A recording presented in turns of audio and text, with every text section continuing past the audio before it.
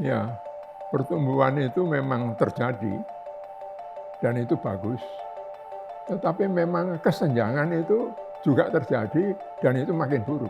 Nah, kalau di Indonesia ini beban pemerintah dibesar-besarkan, padahal dana yang diperoleh itu dari rakyat juga.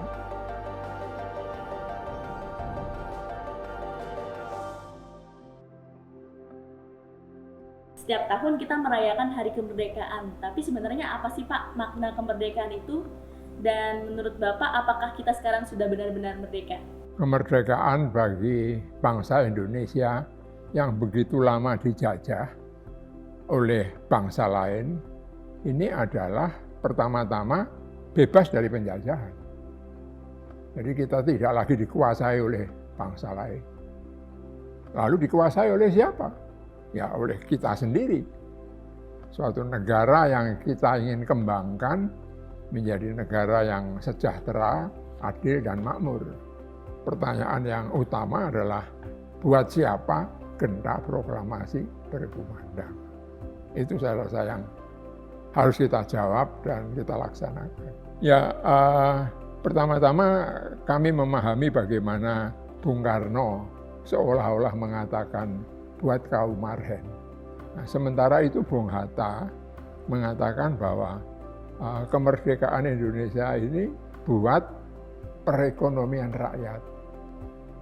Profesor Mubiarto mencoba untuk menerjemahkan, memahaminya, perekonomian rakyat adalah sektor ekonomi yang menghidupi sebagian besar rakyat Indonesia.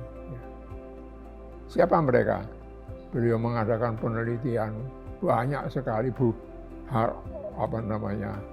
laporan dari penelitian dibukukan besar sekali, tapi belum menjawab pertanyaan sampai beliau meninggal tahun 2005. Bagi Binaswada ya, sektor perekonomian yang menurut Pak Mubiarto adalah sektor ekonomi yang menghidupi sebagian besar rakyat Indonesia ini dijawab oleh undang-undang namanya UMKM, usaha mikro, kecil, dan menengah.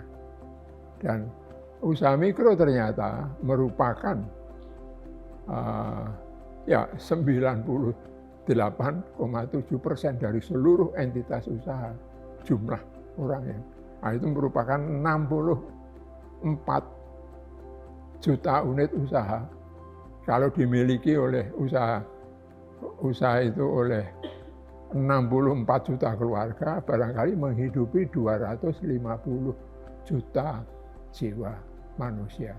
Inilah sektor perekonomian rakyat yang dimaksudkan Profesor Mubiarto menerjemahkan apa yang dikatakan oleh Bung Hatta. Ya, masalah yang utama yang coba kita jawab, siapa mereka yang berada di masyarakat Indonesia yang begini luas negaranya sebesar Eropa, ya. Tetapi pemahaman tentang sejatinya siapa sektor perekonomian rakyat atau masyarakat Indonesia yang menghidupi sebegitu besar rakyat Indonesia, itu siapa? Ini seolah-olah tidak terlalu mendapat perhatian dari para pengambil keputusan di tingkat pusat dan sebagainya. Sehingga kehadiran sektor ekonomi rakyat atau menurut undang-undang itu adalah usaha mikro, ini seolah tidak dilayani, diakui dan sebagainya secara baik. Padahal itulah yang menjadi makna mengapa kemerdekaan harus direbut, dan itulah yang saya rasa perlu dikumandangkan terus-menerus dalam lebih-lebih ketika kita memperingati Agustusan, 17 Agustus, kemerdekaan kita. Pemerintah aktif menghadirkan berbagai program nih Pak, sosial dan ekonomi. mulai dari penguatan koperasi desa, bantuan sosial, hingga pembunuhan gizi masyarakat. Di satu sisi negara terlihatnya semakin hadir, namun di sisi lain ada pandangan bahwa program-program tersebut berjalan dalam logika ekonomi yang berorientasi hanya pada pasar. Kita jadi melihatnya seperti bayang-bayang kapitalisme ada di balik berbagai program sosial yang dijalankan hari ini. Apakah Bapak juga melihat hal itu? Ya, itu saya rasa jelas sekali. Dan lapisan yang berkuasa itu seolah-olah seenaknya sendiri melakukan kegiatan, memikirkan sesuatu dan melakukannya gitu loh.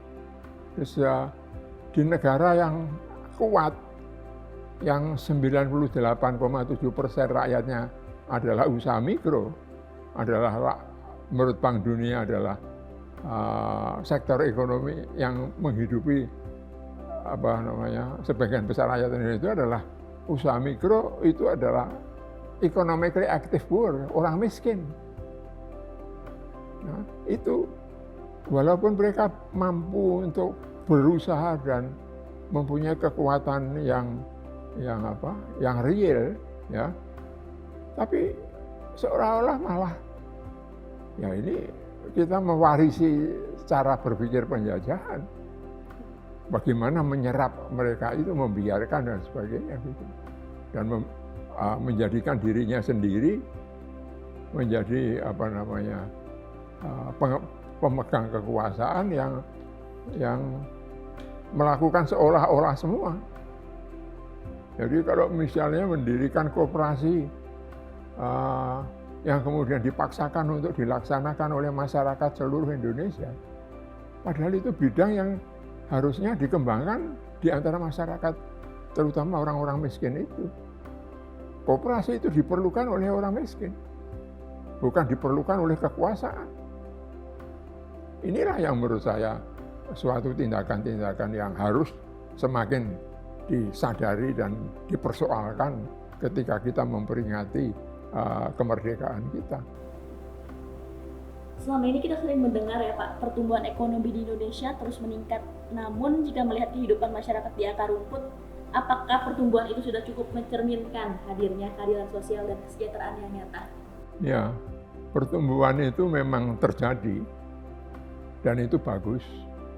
Tetapi memang kesenjangan itu juga terjadi dan itu makin buruk. Karena pemanfaat dari pertumbuhan yang ada itu adalah lapisan kecil di atas. Karena sekali lagi pemahaman buat siapa agenda proklamasi berkumandang tidak sungguh-sungguh dilaksanakan dengan sikap yang terbuka dan bertanggung jawab. Sebenarnya batas antara negara melindungi masyarakat dan negara yang justru tanpa disadari mengurangi ruang tumbuhnya kemandirian masyarakat itu seperti apa sih Pak? Gimana seharusnya kebijakan publik mendorong masyarakat menjadi pelaku pembangunan bukan hanya menerima manfaat? Ya, kesadaran di negara demokratis, di negara yang mengharapkan adanya kerjasama di berbagai sektor gitu. Di negara manapun itu selalu ada sektor publik, private, dan people, rakyat. Nah, sektor people ini adalah suatu proses kerjasama di antara rakyat sendiri, dan itu bidang koperasi salah satu bidang yang merupakan kekuatan yang harus dilakukan oleh mereka. Tetapi kalau ini diambil over oleh kekuasaan di pusat, yang bidangnya sebenarnya bukan itu. Misalnya saja sekarang ini, kalau harga pertanian ya begitu rendah, yang mengakibatkan masyarakat petani rugi melakukan kegiatan-kegiatan ini, yang bisa melakukan ini adalah pengambil keputusan publik, bukan masyarakat, bukan petaninya, tetapi pemerintah. Jangan pemerintah lalu melakukan kegiatan-kegiatan yang sebenarnya tidak perlu mereka lakukan. Kalau di negara-negara seperti di Bangladesh, India, di Skandinavia, itu dilakukan oleh rakyat. Dan rakyat didorong, didukung dengan pertanyaan-pertanyaan yang diajukan oleh pemerintah sendiri ketika melihat kelembagaan masyarakat melakukan kegiatan-kegiatan pemberdayaan pada sesamanya itu.